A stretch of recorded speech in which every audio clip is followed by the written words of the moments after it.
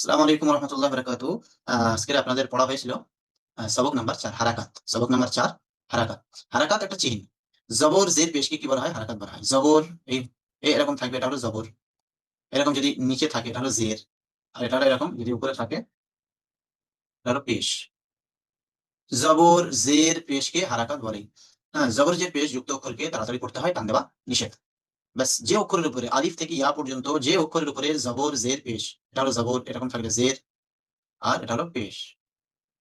পেশ, জবর জের পেশ।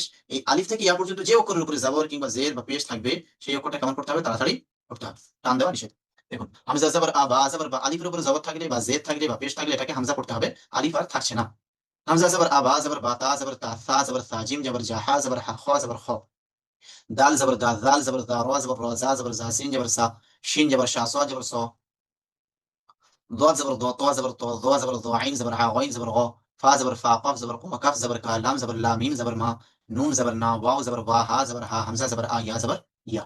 ঠিক আছে, হামজা জের ই বা জেরের পড়া। হামজা জের ই বা জের বি তা জের তি থা জের থি জিম জের জি হা জের হি খা জের খি দাল জের দি লাল জের দি রা জের রি জা জের জি সিন জের সি শিন জের শি صاد زر صي ضاد زر ضي طا زر طي ظا زر ضي عين زر عي غين زر غي فا زر في قاف زر قي কাফ জের কি, এটা কফ জের কি, এটা হলো কাফ জের কি।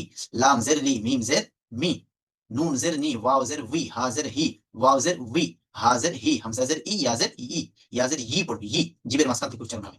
হামজা পেশ ও বা পেশ বু তা পেশ তু সা পেশ সু জিম পেশ জু হা পেশ হু খ পেশ হু দাল পেশ দু দাল পেশ জু র পেশ রু জা পেশ জু সিন পেশ সু শিন পেশ শু সাদ পেশ সু দাদ পেশ দু তা পেশ তু যা পেশ দু আইন পেশ রু غين পেশ গু ফা পেশ ফু কফ পেশ হু কাফ পেশ কু লাম পেশ লু মিম পেশ মু নুন পেশ নু ওয়াও পেশ ভু হা পেশ হু হামজা পেশ উ ইয়া পেশ ইউ।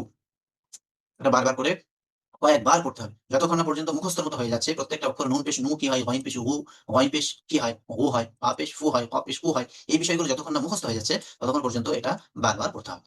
এবার নিচে আসি, অনুশীলন। জবরের উদাহরণ দেওয়া হয়েছে। দাল জবর দা র জবর র দা র সিন জবর সা দা র সা ওয়াও জবর। বানান এরকম ভেঙে ভেঙে করলে বানানটা করতে সুবিধা হয়। দাল জবর দা র জবর র দা র সিন জবর সা দা র সা ওয়াও জবর ওয়া দাল জবর দা ওয়া দা আইন জবর আ ওয়া দা আ কাফ জবর কা সিন জবর সা কাসা বা জবর বা কাসা বা জেরের পড়া। হামজা জের ই বা জের বি ইবি লাম জের লি ইবিলি বা জবর বা খ জের খি বাখি লাম জবর লা বাখিলা গইন জবর গ শিন জের শি গশি ইয়া জবর ইয়া গশিয়া। এবার পেশের পড়া। হামজা পেশ উ র পেশ রু সিন পেশ সু রুসু লাম পেশ লু রুসুলু রুসুলু নুন পেশ নু কাফ জের কি নু কি সিন জবর সা নু কি সা সদ পেশ সু হা পেশ হু সুহু ফা পেশ ফু সুহুফু। এটা বারবার পড়তে হবে ইনশাল্লাহ। তাহলে উপরের পড়াটা যত ভালোভাবে মুখস্থ করবে নিচের পড়াটা তত সুবিধা হবে। হ্যাঁ, শব্দগুলো গঠন করতে তত সুবিধা হবে। তাহলে আমরা এটা সুন্দরভাবে ইয়াদ করবো ইনশাল্লাহ। আসসালামু আলাইকুম রহমতুল্লাহ।